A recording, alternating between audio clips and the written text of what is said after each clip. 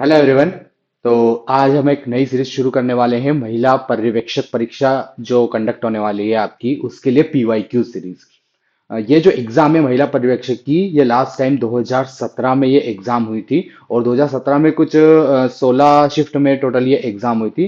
तो total 16 paper हमारे पास हैं। उसमें कौन कौन से आपके पास क्या क्या एमसीक्यूज आए हैं, टॉपिक वाइज हम यहाँ पर इन एमसीक्यूज को देखेंगे, जिससे आपको प्रिपरेशन में बहुत ज्यादा हेल्प होने वाली है। क्योंकि क्वेश्चन किस टाइप के आए थे और आपको प्रिपरेशन किस टाइप से करना है, ये जानना बहुत जरूरी है। तो यहाँ से आपकी प्रैक्टिस भी हो जाएगी और काफी सारे हम क्वेश्चंस देखेंगे, और उससे आपको कई सारी चीजें यहाँ पर नई जानने को भी मिलेगी। तो चलिए शुरू करते हैं। आज से शुरू कर रहे हैं हम। जो हमारा पहली यूनिट है, पोषण एवं स्वास्थ्य। पोषण एवं स्वास्थ्य जो यूनिट है हमारी, उससे रिलेटेड हम यहाँ पर एमसीक्यूज देखने वाले हैं। इस तरीके से आपको सारे वीडियोस में सारे एमसीक्यूज मिलेंगे, और यहाँ से आप प्रैक्टिस कर सकते हैं, अपनी तैयारी को और अच्छे से कर सकते हैं। तो चलिए शुरू करते हैं। जो पहला पोषण एंड स्वास्थ्य का पहला क्वेश्चन है यहाँ पर, और ये क्वेश्चन जो है पूरे पीवाईक्यूज हैं, 2017 में एग्जाम हुई थी, तो उसी से रिलेटेड सारे क्वेश्चन है यहाँ पर। तो क्वेश्चन है यहाँ पर, फर्स्ट क्वेश्चन है, बाद की आयु में सर्वोच्च अस्थि द्रव्यमान, जो बोन मास डेंसिटी होती है, बोन मास और डेंसिटी होती है, उसको प्राप्त करने में और ऑस्टोपेरोसिस के कारण अस्थि भंग होने के जोखिम को घटाने के लिए पर्याप्त आवश्यक है। ठीक है, क्वेश्चन देख सकते हैं आप यहाँ पर कि क्वेश्चन किस तरीके से आ रहा है। बिल्कुल यहाँ पर आपको एक स्टेटमेंट वाइज दिया हुआ है, तो उस स्टेटमेंट को समझना बहुत जरूरी है। तो क्वेश्चन यहाँ पे हम यहाँ पे देख सकते हैं कि जो ओल्ड एज में बेसिकली जो हड्डियों में जो प्रॉब्लम होती है, जो हमारा अस्थि का द्रव्यमान है, हड्डियों का मास है, हड्डियों की जो घनत्व है, डेंसिटी है, वो कम हो जाता है, और ऑस्टियोपोरोसिस बीमारी हो जाती है हड्डियों में, हड्डियां कमजोर हो जाती है। तो इस तरीके से अब इस सिचुएशन को कम करने के लिए हमें पर्याप्त मात्रा में आवश्यक है क्या लेना चाहिए? आयरन और विटामिन सी, आयरन एवं फॉलिक अम्ल, कैल्शियम एंड व्यायाम, सोडियम एंड क्लोराइड। तो अगर हम यहाँ पे क्वेश्चंस देखते हैं और उसका ऑप्शन हम देखते हैं कि क्या हमें यहाँ पर जरूरत है जिससे हड्डियां हमारी मजबूत होती है, ये हमको यहाँ पर देखना है। तो हम यहाँ पर अगर करेक्ट आंसर की तरफ जाते हैं, एक एक हम यहाँ पर ऑप्शन को देखेंगे, तो आयरन एंड विटामिन सी, हड्डियों का इससे कुछ ज्यादा लेना देना नहीं है। विटामिन सी का और आयरन का, ये ब्लड, आयरन जो है वो ब्लड के लिए ज्यादा अच्छा है, विटामिन सी जो है उसका भी हड्डियों से डायरेक्टली कोई रिलेशन नहीं है। आयरन एंड फॉलिक अम्ल, फॉलिक एसिड जो है, अगेन ये ब्लड से रिलेटेड है।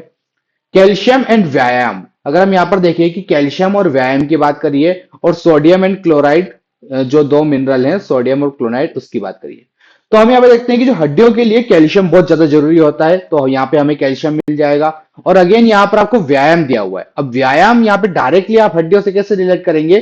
तो कैल्शियम यहाँ पर हमें करेक्ट, यहाँ पर आंसर दिया हुआ है। कैल्शियम हम जानते हैं मिनरल्स है जो कि हड्डियों के लिए बहुत मजबूत होता है, तो इस कारण से ये ऑप्शन जो है आपका वो करेक्ट हो जाएगा, ये आंसर करेक्ट हो जाएगा। अगर सिर्फ व्यायाम यहां पर दिया होता तो डायरेक्टली हम व्यायाम को नहीं कह सकते थे, लेकिन कैल्शियम यहां पर दिया हुआ है, इस कारण से ये ऑप्शन 3 आपका करेक्ट हो जाएगा। और अगेन व्यायाम तो मजबूत होता ही, बेनिफिट होता ही है हड्डियों के लिए, पूरे शरीर के लिए, लेकिन कैल्शियम के कारण ये उत्तर यहां पर करेक्ट हो जाएगा। तो करेक्ट आंसर है यहां पर कैल्शियम एंड व्यायाम। अब देखो ये क्वेश्चन आपको बहुत घुमा फिरा के दिया हुआ था, स्टेटमेंट वाइज दिया हुआ था, लेकिन यहां पर आपको इस क्वेश्चन को समझ के ही अपना आंसर देना है।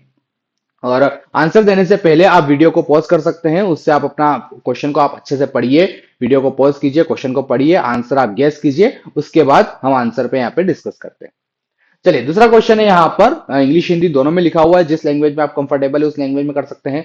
तो more than mineral it is vitamin, specially those of water soluble, B group which show greater loss during. ठीक है, तो के दौरान, आपको रिक्त स्थान यहाँ पर दिया हुआ है, के दौरान खनिजों की अपेक्षा विटामिन, विशेषकर जल घुलनशील बी समूह के विटामिन का अधिक हास होता है। तो मतलब कहने का मतलब यहाँ पर क्या हो रहा है कि विटामिन बी जो है, जो कि जल घुलनशील विटामिन है, उसका हास, मतलब उसका जो नुकसान है वो सबसे ज्यादा कब होता है, उसका लॉस सबसे ज्यादा कब होता है, ये यहां पर आपको देखना है। तो जैसे कि ऑप्शन देखते हैं, खाना पकाने से, खाने से, छूने से, या इनमें से कोई नहीं। ठीक है, तो अब यहां पर हम कई बार क्या होता है कि ऑप्शन को एलिमिनेट भी कर सकते हैं। जैसे कि अब खाने से, अब खाने से विटामिन बी कम हो जाएगा क्या? ऐसा तो नहीं होता है। ठीक है, इसको हम कैंसिल कर सकते हैं। छूने से ऑब्वियस सी बात है, कोई विटामिन बी कम नहीं होता है, तो दो ऑप्शन यहाँ पर खत्म हो गए। खाना पकाने से, तो खाना पकाने से विटामिन बी कम हो जाता है क्या?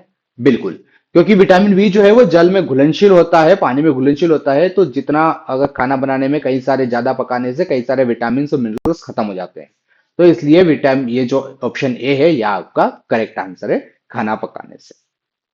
अगले क्वेश्चन की तरफ हम चलते हैं। पब्लिक डिस्ट्रीब्यूशन सिस्टम, जो जन वितरण प्रणाली है, मतलब जो खाना, जो राशन जो राशन बांटा जाता है राशन दुकानों से, जो जन वितरण प्रणाली है, पीडीएस सिस्टम है, तो वो प्रणाली एक भारतीय है। अब यहाँ पर एक स्थान दिया हुआ क्या है? जो हमारा पीडीएस सिस्टम है, जन वितरण प्रणाली है, जिसमें गेहूं, चावल और ये सारी चीजें दी जाती है, तो ये क्या है? ये खाद्य प्रबंधन प्रणाली है, खाद्य उत्पादन प्रणाली है, खाद्य सुरक्षा प्रणाली है, और खाद्य व्यय प्रणाली है। ठीक है, तो यहाँ पर अगर हम देखेंगे कि देखो, खाद्य उत्पादन तो उसमें नहीं होता है, उसमें उत्पादन से संबंधित नहीं है वो, ना ही वो खाद्य व्यय से संबंधित है। जो हमारा राशन सिस्टम है, जो जन वितरण प्रणाली है, वो क्यों हम करते हैं? वो हम देते हैं ताकि पब्लिक को खाद्य सुरक्षा उपलब्ध हो, है ना, उनको खाद्य सुरक्षा हो, जिसमें उनको कम से कम प्राइस में खाद्य उनके पास में अवेलेबल हो जाए। तो ये जो पूरा पीडीएस सिस्टम है, खाद्य वितरण प्रणाली है, ये फूड सिक्योरिटी सिस्टम है। ठीक है, अगर आपने एक्ट पढ़ा है तो फूड सिक्योरिटी एक्ट आता है, ये खाद्य सुरक्षा अधिनियम आता है, तो उसी से यहां पर गैस कर सकते हैं कि ये जो अधिनियम, ये जो प्रणाली है, ये फूड सिक्योरिटी, खाद्य सुरक्षा प्रणाली। अगले क्वेश्चन की तरफ हम चलते हैं। Deficiency of fat in the diet could lead to, आहार में वसा के कमी से कौन सा रोग हो सकता है, या फिर क्या चीजें हो सकती है आहार में वसा की कमी से? तो लिनोलिक अम्ल की कमी हो सकती है, एरिकोडोनिक अम्ल की कमी हो सकती है, ये दोनों की कमी हो सकती है, या फिर इनमें से कोई नहीं। आप आराम से क्वेश्चन को पॉज करके, वीडियो को पॉज करके, आप क्वेश्चन पढ़ पढ़ के फिर अपना आंसर गैस करके फिर से आप वीडियो प्ले कर सकते हैं।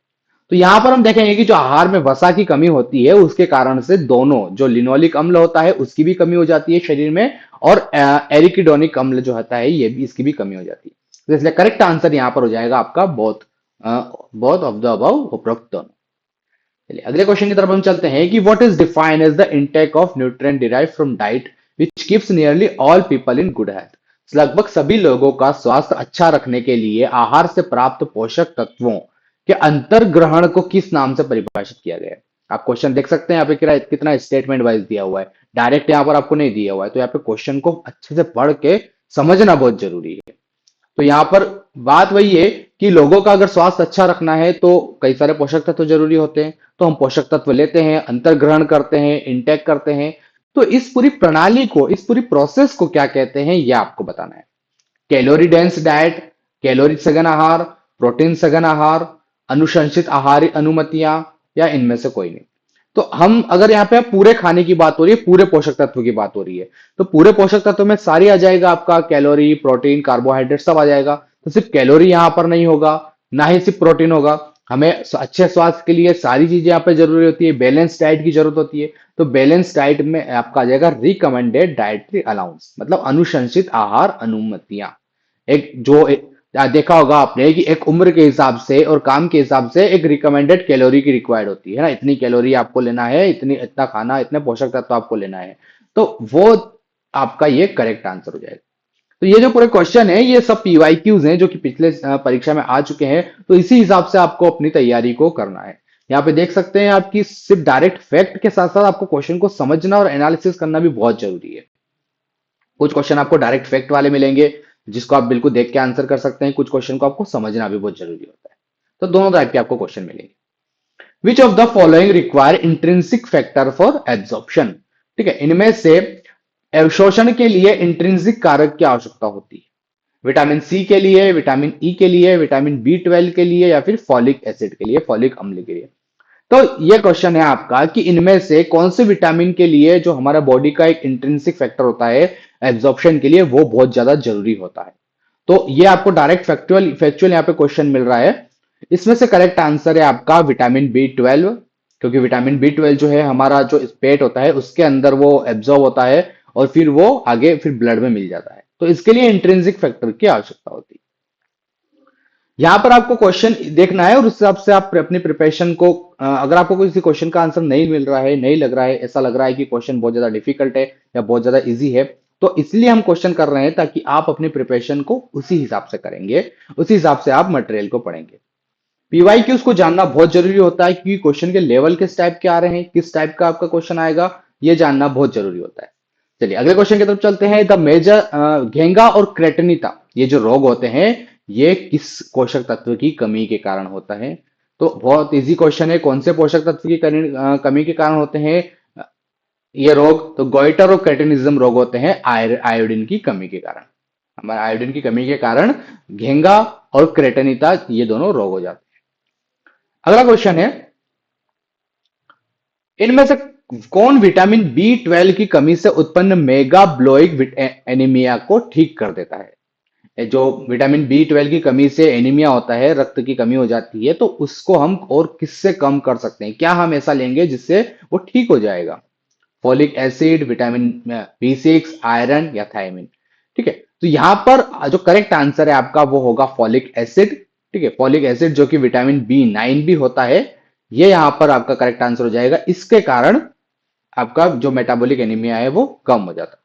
अब यहां पर जो आंसर है वो मैंने जो ऑफिशियल आंसर की आई थी व्यापम की, पीबी की 2017 की एग्जाम की, उसी के अकॉर्डिंग ये आंसर मैं आपको बता रहा हूं। हो सकता है कि आपको इसका आंसर जैसे आयरन भी लग सकता है, पर व्यापम ने इसका करेक्ट आंसर बी 9 दिया है। बी 9 मतलब फॉलिक एसिड दिया है। अगला क्वेश्चन है, यहाँ पे आपको जो क्वेश्चन का क्रम है वो थोड़ा सा अलग दिख सकता है, क्योंकि पूरे पेपर में अलग अलग क्रम से क्वेश्चन मैंने ढूंढे हैं, और उसके हिसाब से फिर ये क्रम यहाँ पर, और जो क्वेश्चन जिस क्रम में आए थे पेपर में उसी क्रम में यहाँ पर लगाए हैं, इसलिए क्रम ये थोड़ा सा आगे पीछे हो सकता है। अगला क्वेश्चन है, तेल किसका समृद्ध स्रोत है? जो तेल हम खाते हैं उससे हमें क्या मिलता है? पीयूएफए, संतृप्त वसा, अनावश्यक वसा अम्ल, या इनमें से कोई नहीं? तो जो तेल हम खाते हैं उसमें से क्या मिलता है हमें? तो इसका करेक्ट आंसर है यहाँ पर पीयूएफए। ठीक है, पीयूएफए जो होता है वो अनसेचुरेटेड फैटी एसिड होता है। जैसे हम जो फैट हम खाते हैं, जो वसा जो होती है वो दो तरीके की होती है, संतृप्त और असंतृप्त। दो तरीके की हमारी वसा होती है। तो जो तेल हम खाते हैं, जो ऑयल होता है, वो उसमें असंतृप्त वसा ज्यादा होती है। और पीयूएफए यहाँ पर आपको फुल फॉर्म पता होना चाहिए, जो अनसेचुरेटेड फैटी एसिड होता है वो तेल में ज्यादा मिलता है। चलिए अगला क्वेश्चन है, इनमें से किसे छोड़कर अन्य आहारीय विटामिन डी की आवश्यकता को बढ़ा सकते हैं? ठीक है, क्वेश्चन यहाँ पे समझना कि क्या इनमें से ऐसा हम इनमें से किसको छोड़कर विटामिन डी की आवश्यकता को बढ़ा सकते हैं? मतलब एक चीज को छोड़कर बाकी की चीजें ऐसी है कि जो हम करेंगे तो हमारी बॉडी में विटामिन डी की मात्रा, मतलब विटामिन डी की आवश्यकता बढ़ जाएगी। आवश्यकता बढ़ेगी इसका मतलब है कि कमी हो जाएगी, कमी होगी तभी उसकी आवश्यकता बढ़ेगी, है ना? जैसे कि पहला ऑप्शन है लिपिड समृद्ध आहार, जो लिपिड वाला भोजन लेने से, बुर्का पहनने की धार्मिक प्रथा, ये प्रीवियस ईयर क्वेश्चन ही है 2017 का, और सनस्क्रीन का प्रयोग, या व्यवसाय। तो अगर आप देखो यहाँ पे क्वेश्चन को आप समझना कि इसमें से क्या तीन चीज ऐसी है, इन चारों में से तीन चीज ऐसी है जिसको करने से हमारी बॉडी में विटामिन डी कम हो जाता है ना? मतलब हमारी बॉडी को विटामिन डी की आवश्यकता बढ़ जाती है, और एक चीज का विटामिन डी से कोई रिलेशन नहीं है। तो आपको इसमें से वो ऑप्शन ढूंढना है जिसका विटामिन डी से कोई लेना देना नहीं है। यहाँ पे चारों ऑप्शन बहुत कंफ्यूजिंग लगेंगे आपको, लेकिन इसका अगर हम करेक्ट आंसर देखें तो करेक्ट आंसर है इसका लिपिड समृद्ध आहार। लिपिड समृद्ध आहार का विटामिन डी से कोई लेना देना नहीं है, क्योंकि लिपिड जो होता है एक तरीके का फैट होता है, और अगर लिपिड समृद्ध आहार खाएंगे हम ज्यादा तो उससे फैट बढ़ेगा, उसका विटामिन डी से कोई लेना देना नहीं है। दूसरा हम देखें, जो बुर्का पहनने की धार्मिक प्रथा है उससे यहाँ पर जो ये प्रीवियस ईयर क्वेश्चन ही है, तो इसके अकॉर्डिंग सनस्क्रीन का प्रयोग करेंगे तो उससे व्यवसाय भी यहाँ पर दिया हुआ है, तो इसके कारण से व्यवसाय यहाँ पर हो, इसके कारण भी, अब यहां पर इसको एक्सप्लेन क्वेश्चन में नहीं दिया है, यहां पर अगर इन तीनों के कारण से शरीर में विटामिन डी की कमी हो जाती है। अब यहां आप देखेंगे कि व्यवसाय से कैसे कमी हो जाती है, तो दो को तो हम चलो बोल सकते हैं कि हाँ इन दोनों से कमी हो सकती है विटामिन डी की, दो दूसरा और तीसरा ऑप्शन से। अब पहला और जो चौथा ऑप्शन है इन दोनों में से हमें देखना है, तो यहां पर हम देखेंगे कि लिपिड जो है वो ज्यादा सही लगेगा, क्योंकि लिपिड एक फैट है, उसका कोई लेना देना नहीं होता है विटामिन डी से, तो इसलिए यहां पर हम इसको करेक्ट ऑप्शन कर सकते हैं। व्यवसाय हो सकता है, क्योंकि व्यवसाय सिर्फ एक टर्म दी है ना? इसका हो सकता है कि वो ऐसा व्यवसाय हो जहां पर धूप कम मिलती हो, ठीक है, जैसे कि खदान वगैरह हो गया, तो ऐसा कुछ भी हो सकता है, क्योंकि जो व्यापम है, पीईबी है, उसके अकॉर्डिंग करेक्ट आंसर यहाँ पर दिया हुआ है लिपिड समृद्ध आहार।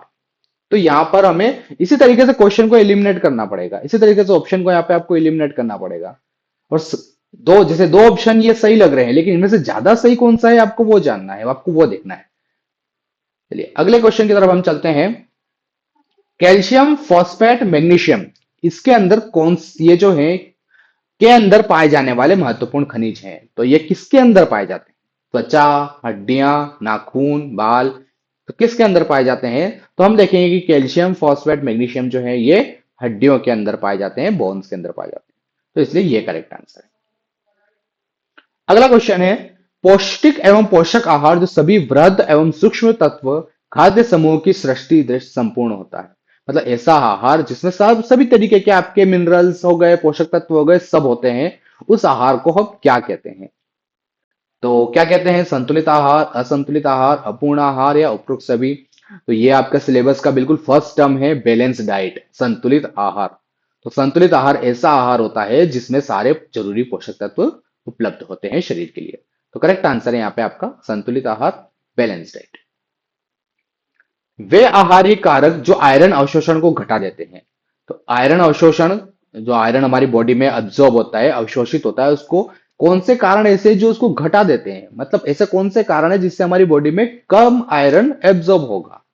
आंतों की गतिशीलता अधिक होना, फॉयलेट और ऑक्सलेट की उपस्थिति, हाइड्रोप्लो क्लोरहाइड्रिया, उपरोक्त सभी।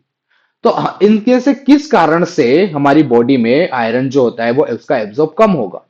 तो आंतों की गतिशीलता, बिल्कुल इससे भी हमारा बॉडी में आयरन एब्जॉर्ब कम होता है, क्योंकि आंतों की गतिशीलता अधिक होगी, मतलब कि उसमें से फूड जल्दी जल्दी जाएगा तो अच्छे से एब्जॉर्ब नहीं हो पाएगा। फाइलेट और ऑक्जेलेट, अगर ये जो एलिमेंट्स हैं ये अगर हमारे फूड में होंगे तो इससे भी हमारा आयरन की जो एब्जॉर्ब है वो कम होता है। हाइड्रोक्लो हाइपोक्लोरहाइड्रिया, मतलब ये क्या होता है कि पेट में हमारा एसिड ज्यादा हो जाता है। अब पेट में एसिड ज्यादा हो जाएगा तो जो खाना है वो अच्छे से पच नहीं पाएगा, अच्छे से अवशोषित एब्जॉर्ब नहीं हो पाएगा, है ना? तो इससे भी आयरन हमारा कम एब्जॉर्ब होगा। तो इसलिए करेक्ट आंसर यहां पर हो जाएगा आपका चौथा, उपरोक्त सभी। अगला क्वेश्चन है, स्वास्थ्य पेशेवर द्वारा पंच भोजन समूह प्रणाली का उपयोग किया जा सकता है। पंच भोजन समूह प्रणाली में क्या क्या आता है वो यहां देखना है। पोषण संबंधी आकलन एवं जांच, पोषण संबंधी परामर्श के साधन के रूप में, मतलब जो पंच भोजन समूह प्रणाली है उसका किस किस में हम उपयोग कर सकते हैं? पोषण संबंधी आकलन एवं जांच, पोषण संबंधी परामर्श, रोगी को उपचारात्मक आहार देने के लिए, उपरोक्त सभी। तो पंच भोजन प्रणाली क्या होती है? जिसमें आपके सारे पोषक तत्व उपलब्ध होते हैं, मतलब जो बैलेंस डाइट है, संतुलित आहार है, उसको पंच भोजन प्रणाली भी कहते हैं। अब वो क्यों, उसका उपयोग हम क्या क्या क्या के लिए करते हैं, मतलब वो क्यों जरूरी होता है, ये क्वेश्चन पूछ रहा है। तो पोषण संबंधी जांच के लिए, किसी का असेसमेंट करने के लिए कि उसमें कितने पोषण की जरूरत है, कौन से मिनरल्स की कमी है, अगर किसी को परामर्श देना है पोषण के लिए, रोगी को उपचार करना है, तो सारी चीजों में ये पंच भोजन प्रणाली का उपयोग होता है, इसलिए करेक्ट आंसर है आपका उपरोक्त तो सभी।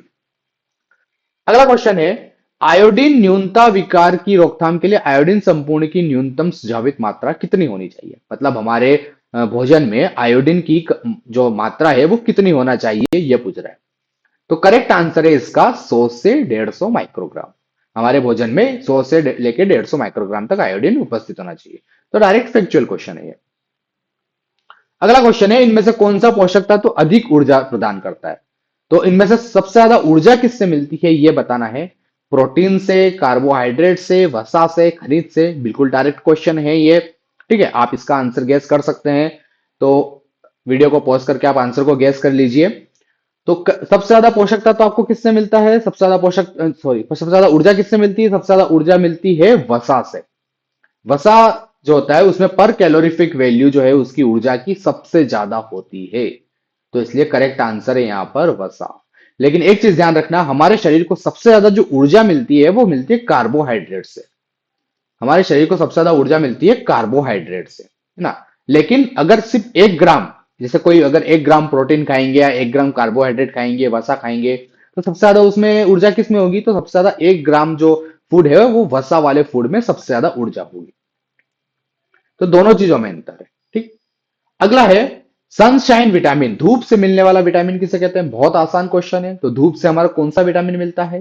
धूप से हमें विटामिन मिलता है विटामिन डी, क्योंकि हमारा जो शरीर है वो, उसमें शरीर की हमारी जो चमड़ी है, स्किन है, उसमें धूप की उपस्थिति में विटामिन डी बनने लगता है, सिंथेसाइज होता है स्किन के अंदर, इसलिए विटामिन डी इसका करेक्ट आंसर। वृद्धि, ऊर्जा, मरम्मत और रख रखाव के लिए, है ना? हमारे शरीर की वृद्धि के लिए, ऊर्जा के लिए, मरम्मत के लिए, रख रखाव के लिए किस पदार्थ की आवश्यकता होती है? प्रोटीन की, विटामिन की, कार्बोहाइड्रेट की, वसा की? तो यहां पर देखो, चारों चीजों के बारे में आपको देखना है, शरीर की रख रखाव के लिए, शरीर की वृद्धि के लिए, ऊर्जा के लिए। तो इसका उत्तर है प्रोटीन। प्रोटीन की जरूरत होती है इन सब चीजों के लिए। प्रोटीन हमारे शरीर की मरम्मत के लिए, वृद्धि के लिए जरूरी होता है, ऊर्जा के लिए जरूरी होता है। ठीक है। विटामिन जो होता है वो बीमारियों से सुरक्षा के लिए चाहिए होता है। कार्बोहाइड्रेट से हमारे शरीर को ऊर्जा मिलती है दैनिक कार्यों के लिए, और वसा से भी हमारे शरीर को ऊर्जा मिलती है। ठीक है। लेकिन यहां पर ऊर्जा के साथ साथ वृद्धि, मरम्मत, इन सब चीजों की भी बात हो रही है, तो इसलिए प्रोटीन यहां पर आंसर है। अगला क्वेश्चन है, संतुलित आहार में कार्बोहाइड्रेट से प्राप्त कुल कैलोरी का प्रतिशत होना चाहिए। जैसे अभी हमने देखा था कि हमारे शरीर में सबसे ज्यादा ऊर्जा किससे मिलती है हमको, तो कार्बोहाइड्रेट से मिलती है। तो पूरे भोजन में से कार्बोहाइड्रेट से कुल कितनी ऊर्जा मिलती है? तो करेक्ट आंसर है इसका 60 से 70%। 60, हमारे जो भोजन में, पूरे भोजन से हमें जो ऊर्जा मिलती है उसका 60 से 70% कार्बोहाइड्रेट से मिलती है। अगला क्वेश्चन है, इनमें से कौन सा विटामिन शरीर में संश्लेषित हो सकता है? अगेन यही क्वेश्चन आ गया है वापस से, कौन सा विटामिन हमारे शरीर में बन सकता है? तो vitamin A, vitamin C, vitamin D या विटामिन ई? तो इसका करेक्ट आंसर हमने देखा था, अभी हमने देखा है कि विटामिन डी ऐसा विटामिन है जो शरीर में बन सकता है। हमारी जो स्किन है, चमड़ी है, वो सूर्य की उपस्थिति में विटामिन डी बनाती है, तो इसलिए विटामिन डी शरीर में संश्लेषित हो जाता है। अगला है, प्रोटीन की कमी से हो सकता है, प्रोटीन की कमी से कौन सा रोग होता है? खांसी, जलना, पेक्षिशय या उत्तेजना, जलन, खुजली? तो हम देखते हैं कि खांसी का प्रोटीन से कोई संबंध नहीं है, ना ही जलना का है, वो अलग ही चीज हो गई। उत्तेजना मतलब जलन हो रही है, खुजली हो रही है, ठीक है, रैशेज हो गए, तो उसका प्रोटीन से कोई संबंध नहीं है। प्रोटीन की कमी से शरीर में हो जाता है मसल वेस्टिंग, मतलब हमारे शरीर की मसल कमजोर हो जाती है, पेक्षिशय रोग हो जाता है, मसल्स कमजोर हो जाती है। तो आपको यहाँ पे देखेंगे कि पीवाईक्यूज में आपको कुछ क्वेश्चन बहुत डायरेक्ट हैं, बहुत आसान है, कुछ क्वेश्चन में आपको एनालिसिस करना पड़ेगा। तो पूरा यहाँ पर सब टाइप के क्वेश्चंस आपको यहाँ पर देखने को मिलेंगे, उसी के हिसाब से आपको अपनी प्रिपरेशन करना है। अगला क्वेश्चन है, एक महत्व पोषण की स्थिति निर्धारित करने में एक महत्वपूर्ण भूमिका निभाता है। पोषण की स्थिति निर्धारित करने में क्या यहां पर महत्वपूर्ण भूमिका निभाता है? सामाजिक आर्थिक स्थिति, सुंदरता, कपड़े, नींद का पैटर्न? अगेन यहां पर आप देखेंगे कि कुछ फैक्टर्स ऐसे हैं जिसका इससे कोई मतलब नहीं है, एलिमिनेट कर सकते हैं। जैसे एक पोषण, शरीर में को कितना पोषण चाहिए, शरीर के लिए कितने पोषण मिल रहा है ना, उसकी उसकी वो किस पे डिपेंड करता है? अब वो सुंदरता पे तो कोई डिपेंड नहीं करेगा, ना ही वो किस तरीके के कपड़े पहन रहे हैं उस पर डिपेंड करेगा। अब यहां पर देखो, दो तो एलिमिनेट हो गए। नींद का पैटर्न, क्योंकि ये भी स्वास्थ्य से संबंधित है, जो हो सकता है। स्वास्थ्य, सामाजिक आर्थिक स्थिति, ये भी हो सकता है। तो करेक्ट आंसर यहां पर क्या है? करेक्ट आंसर यहां पर है सामाजिक आर्थिक स्थिति। ये ज्यादा करेक्ट आंसर है दोनों में से। ठीक है, क्यों? क्योंकि जिस तरीके पोषण हमारे शरीर को कितना मिल रहा है वो डिपेंड करता है हम कितना खा रहे हैं, मतलब किस टाइप का हम खाना खा रहे हैं, और वो डिपेंड करता है कि हमारी सामाजिक स्थिति, हमारी आर्थिक स्थिति किस तरीके की है ना। डायरेक्ट संबंध आप इससे समझ सकते हैं। नींद का पैटर्न भी हो सकता है इसका, क्योंकि नींद की कई बार कमी हो जाती है, अच्छे से नींद नहीं ले रहे हैं या फिर ज्यादा नींद ले रहे हैं, तो उससे भी शरीर का हमारा बैलेंस बिगड़ जाता है, मिनरल्स का पूरा न्यूट्रिएंट का पैटर्न बिगड़ जाता है। ये भी इसका करेक्ट आंसर हो सकता है, लेकिन जो ज्यादा करेक्ट आंसर है वो हमें देखना है, या ध्यान रखिए। तो इसका ज्यादा करेक्ट आंसर है सामाजिक आर्थिक स्थिति, और पीईबी ने भी यही अपने आंसर की में यही आंसर दिया है। ठीक है, अगले क्वेश्चन की तरफ हम चलते हैं। क्वाशकोर की जो बीमारी है वो किसकी कमी के कारण होती है? तो क्वाशकोर एक बीमारी होती है प्रोटीन की कमी के कारण। अगर हम प्रोटीन वाला फूड कम लेते हैं तो उससे हमारे शरीर में क्वाशिकोर की बीमारी हो जाती है। अगला क्वेश्चन है यहां पर, विटामिन डी का समृद्ध स्रोत है। विटामिन डी कहां से मिलता है? तो मछली के तेल से, पत्ता गोभी से, अनाज से, दाल से? तो इसमें से विटामिन डी किससे मिलेगा? तो विटामिन डी हमको जैसे कि सूर्य की उपस्थिति में हमारे शरीर में बनता है। उसके अलावा कुछ फूड ऐसे भी हैं जिसको खाने से विटामिन डी मिलता है, तो जैसे कि है, उसका करेक्ट आंसर है मछली का तेल। तो मछली का तेल जो होता है, कॉड लिवर ऑयल होता है, उसमें भी विटामिन डी अच्छी खासी मात्रा में पाया जाता है। पत्ता गोभी जो सब्जी है, इससे आपको मिनरल्स मिलते हैं, विटामिन मिलते हैं। अनाज से जैसे कि हम जानते हैं कि कार्बोहाइड्रेट मिलता है, और दाल से प्रोटीन मिलता है, लेकिन विटामिन डी मिलेगा मछली के तेल से। अगला क्वेश्चन है यहां पर, एक खनिज जिसकी शरीर को हड्डियों की उचित वृद्धि और विकास के लिए, हड्डियों की उचित वृद्धि और विकास के लिए आवश्यकता होती है, कौन से खनिज की आवश्यकता होती है? तो हम हड्डियों को मजबूत बनाने के लिए, हड्डियों को विकसित बनाने के लिए यहां पर हमें चाहिए होता है सोडियम, पोटेशियम, आयरन या कैल्शियम? क्या हमें चाहिए होता है? तो करेक्ट आंसर है यहां पर कैल्शियम। अगला क्वेश्चन है, इनमें से कौन व्यापक जन समुदाय के आहारी लक्ष्य हैं? मतलब हमें जो जन समुदाय है, पॉपुलेशन है, उसको आहार, जो बैलेंस डाइट है वो देना है, तो उसका लक्ष्य क्या होना चाहिए? तो क्या लक्ष्य होना चाहिए? पहला तो दिया है उपरोक्त सभी, न्यूनता, दूसरा है न्यूनता जन्य रोग, डिफिशियंसी, मतलब किसी मिनरल विटामिन की कमी के कारण जो रोग होते हैं, और विकारों की रोकथाम, उपयुक्त प्रदर्शन, आईबीडब्ल्यू कायम करना। आईबीडब्ल्यू मतलब आइडियल बॉडी वेट, एक शरीर का जो आदर्श वेट होना चाहिए, आइडियल बॉडी वेट आपकी हाइट के हिसाब से, एज के हिसाब से। सकारात्मक स्वास्थ्य काम करना। तो जो बैलेंस डाइट होती है, क्वेश्चन ये कह रहा है कि आपका जो बैलेंस डाइट है या डाइटरी गोल है, वो क्यों जरूरी होते हैं, उसका लक्ष्य क्या है? तो हम देख सकते हैं कि तीनों चीजें यहां पर एक बैलेंस डाइट से संबंधित है, तीनों चीजें यहां पर लक्ष्य हो सकती है। द करेक्ट आंसर है यहां पर ऑल ऑफ द अबव।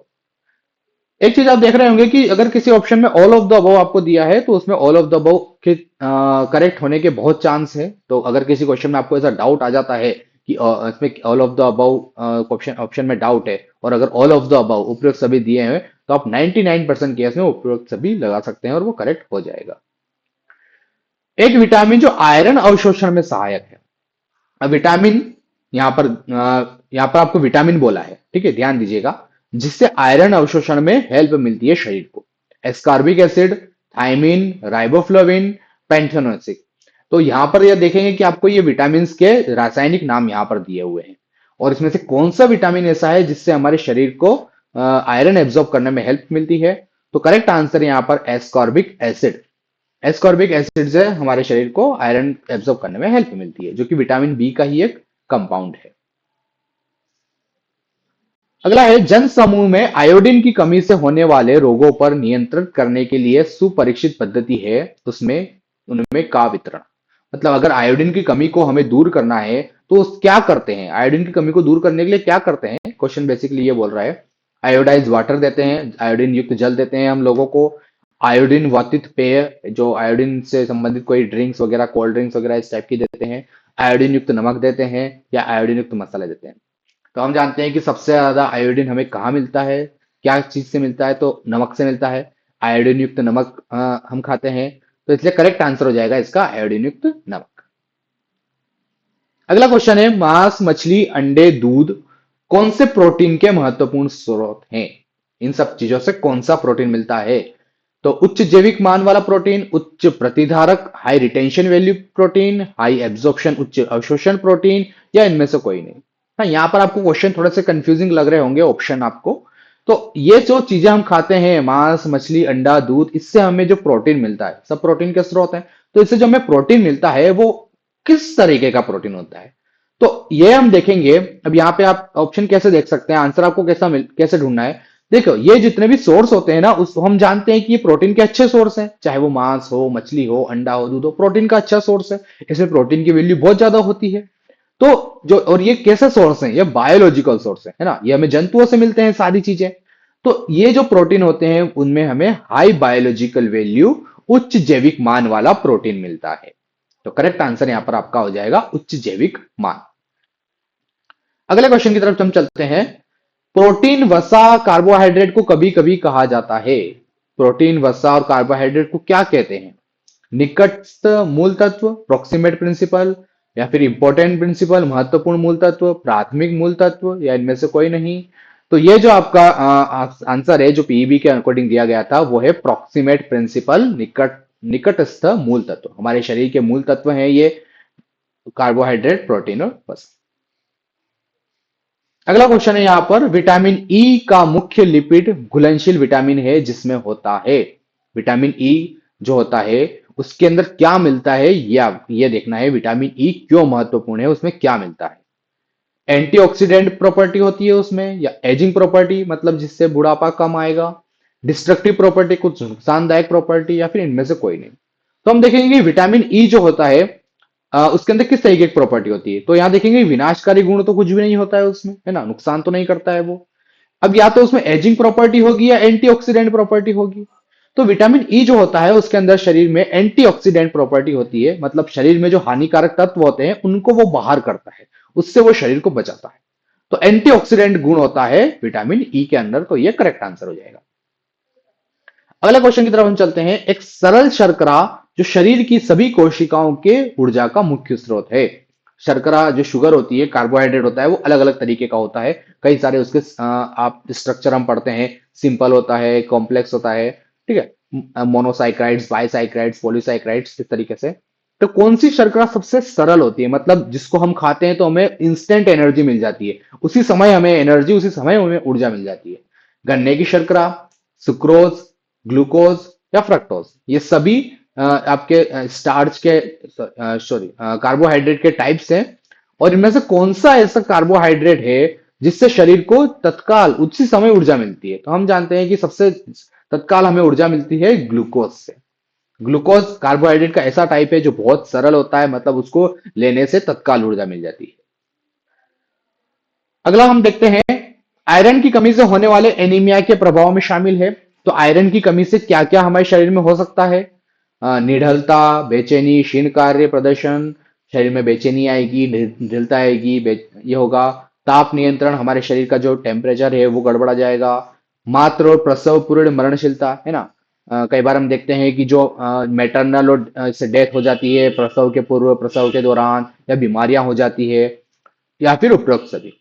तो आयरन की कमी से हम देखते हैं कि सारी चीजें हो सकती है ना? निढलता भी आती है, शरीर कमजोर हो जाता है, बेचैनी होती है, हमारे शरीर का जो टेम्परेचर है वो गड़बड़ हो जाता है। और आयरन तो बहुत जरूरी है जो प्रेग्नेंट लेडीज हैं उनके लिए, बच्चों के लिए। तो इसका करेक्ट आंसर है उपरोक्त सभी।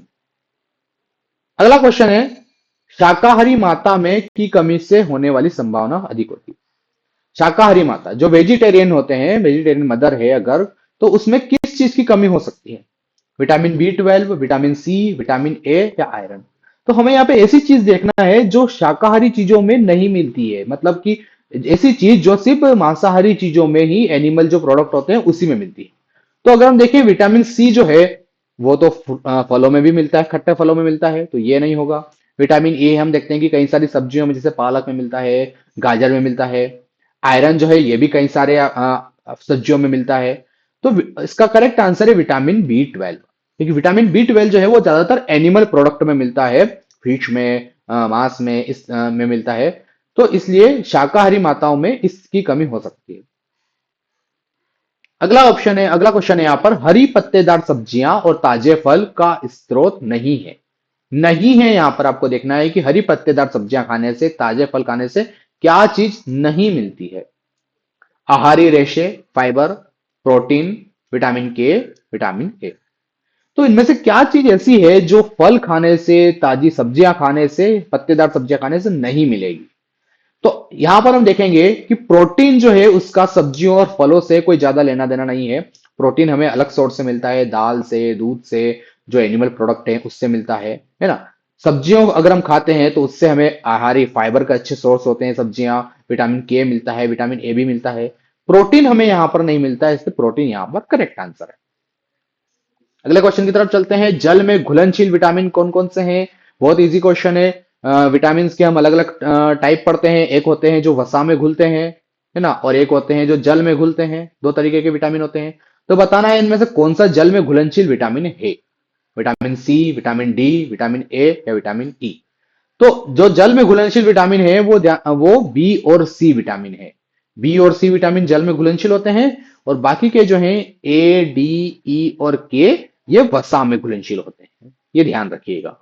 तो जल में घुलनशील कौन कौन से होते हैं? विटामिन बी और सी। अब यहां पर ऑप्शन में हम देखेंगे तो विटामिन सी यहां पर करेक्ट आंसर है। अगला क्वेश्चन है, प्रोटीन नहीं पाया जाता है। प्रोटीन किस में नहीं पाया जाता है? रक्त में, लिम्फ लसिका में, प्रोटोप्लाज्म में या बाइल जूस में? इनमें से किसमें प्रोटीन नहीं मिलता?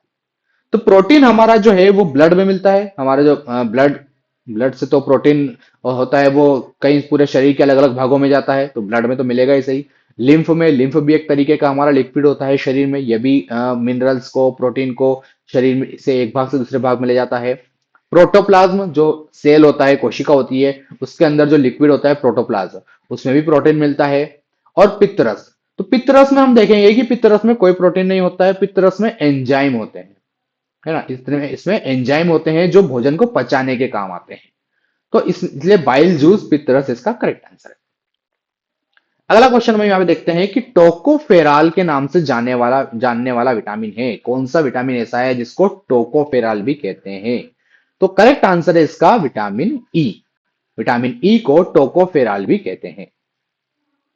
अगले क्वेश्चन की तरफ चलते हैं। ठंडी जलवायु वाले प्रदेश, जो ऐसे लोग जो ठंडे प्रदेश में रहते हैं, ठंडे जलवायु वाले प्रदेश में रहते हैं, उसमें ऊर्जा की आवश्यकता रिक्त स्थान होती है। डायरेक्ट आपको यहाँ पर क्वेश्चन दिया है कि अगर हम ठंडे प्रदेश में रहेंगे या ऐसे लोग जो ठंडे प्रदेश में रहते हैं, उनके शरीर को ऊर्जा कैसी चाहिए?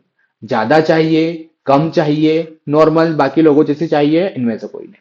तो ठंडे प्रदेशों में जो लोग रहते हैं उनके शरीर को ऊर्जा ज्यादा चाहिए होती है, क्योंकि उनके शरीर को ज्यादा जरूरत होती है ऊर्जा को मेंटेन करने की, शरीर के तापमान को मेंटेन करने की, शरीर का तापमान बनाए रखने के लिए ज्यादा एनर्जी की जरूरत होती है। तो इसलिए यहां पर उत्तर हो जाएगा अधिक। अगले क्वेश्चन की तरफ चलते हैं। आयोडीन की कमी से होने वाला रोग कौन सा है? आयोडीन की कमी से बालकों में कौन सा रोग होता है? तो स्कर्वी, अर्ध ठोस आहार या क्रेटिनिज्म, पेलाग्रा, बेरीगेरी। तो आयोडीन की कमी से कौन सा रोग होता है? तो यहां पर करेक्ट आंसर है आपका क्रेटिनिज्म, है ना। यहाँ पे थोड़ा सा हिंदी ट्रांसलेशन गलत दिया हुआ है, ये ऑफिशियल क्वेश्चन ही है। करेक्ट, अगर इसलिए आपको इंग्लिश में भी कई बार ऑप्शंस को देखना जरूरी हो जाता है, कई बार इंग्लिश में गलत दिया है तो हिंदी में भी, तो दोनों लैंग्वेज में आपको अगर कहीं भी कंफ्यूजन हो रहा है तो दोनों लैंग्वेज में आप लैंग्वेज चेंज करके ऑनलाइन एग्जाम में बिल्कुल देख सकते हैं। तो क्रेटिनिज्म ऐसी बीमारी है जो आयोडीन की कमी से होती है। इसमें शरीर का और मानसिक विकास, शारीरिक विकास गड़बड़ हो जाता है, बहुत कम होता है क्रेटिनिज्म में। तो ये आयोडीन की कमी से होता है। अगला क्वेश्चन है, ऊर्जा मापने की इकाई। ठीक है, ऊर्जा मापने की इकाई कौन सी है? तो ऊर्जा को किस में मापते हैं? तो ऊर्जा को मापते हैं जूल में। ऊर्जा को जूल में मापा जाता है, तो ये इसकी करेक्ट आंसर है। बाकी जो है जैसे कि वॉट, किलोवाट, ये पावर को मापने की इकाई होती है। ठीक है, कैलोरी ये भी इकाई होती है ऊर्जा को मापने की, पर यहां पर अंतरराष्ट्रीय इकाई पूछी है तो अंतरराष्ट्रीय इकाई जूल है। अगला है, माइक्रोन्यूट्रिएंट्स क्या है, मतलब माइक्रोन्यूट्रिएंट्स कौन से हैं? चार ऑप्शन यहाँ पे दिए हैं आपको, इसमें बताना है। दो तरीके के न्यूट्रिएंट्स होते हैं, एक होते हैं मैक्रो जो हमारे शरीर को ज्यादा चाहिए, एक होते हैं माइक्रो जो हमारे शरीर को कम चाहिए। और ये लिस्ट बहुत महत्वपूर्ण है, आपको इस लिस्ट में से कौन कौन से न्यूट्रिएंट्स होते हैं आपको बिल्कुल याद करना है। तो कौन से न्यूट्रिएंट्स ऐसे होते हैं जो माइक्रो है, ये आपको बताना है। पोटेशियम, फास्फोरस, कैल्शियम या आयरन। ठीक है, यहाँ पे मैंने लिस्ट आपके लिए निकाली है। ये लिस्ट होती है जिसमें आपको मैक्रो न्यूट्रिएंट्स, ये सारे न्यूट्रिएंट्स हमारे शरीर को ज्यादा मात्रा में चाहिए होते हैं, और माइक्रो न्यूट्रिएंट्स ये हमारे शरीर को कम मात्रा में चाहिए होते हैं। ये आपको बिल्कुल याद करना है क्योंकि इससे क्वेश्चन बहुत बनते हैं। तो हम यहां पर देखेंगे कि पोटेशियम, फास्फोरस और कैल्शियम, आपको यहाँ पे पोटेशियम मिल जाएगा, यहाँ ये रहा। आपको कैल्शियम मिल जाएगा, आपको फास्फोरस मिल जाएगा, ये सब मैक्रोन्यूट्रिएंट्स है। ठीक है, लेकिन आयरन जो है यहाँ पर, ये माइक्रोन्यूट्रिएंट्स में आता है, ये कम मात्रा में आता चाहिए होता है, इसलिए आयरन यहाँ पर करेक्ट आंसर है। अगला क्वेश्चन की तरफ हम चलते हैं। तो ये सेकंड लास्ट क्वेश्चन है। बालकों को विटामिन ए की खुराक दी जाती है, विटामिन ए क्यों दिया जाता है? आंखों की सुरक्षा के लिए, वृद्धि के लिए, हड्डियां मजबूत करने के लिए, या इनमें से कोई नहीं? तो हम देखते हैं कि विटामिन ए जरूरी होता है आंखों की सुरक्षा के लिए, आंखों की मतलब स्वास्थ्य के लिए। तो करेक्ट आंसर है यहाँ पर ए, आंखों की सुरक्षा के लिए। लास्ट क्वेश्चन है इस वीडियो का। प्रोटीन की उत्पत्ति, प्रोटियास, प्रोटीन जो हमारा शब्द है वो एक शब्द से बना है, प्रोटियास शब्द से। प्रोटीन शब्द प्रोटियास शब्द से बना हुआ है।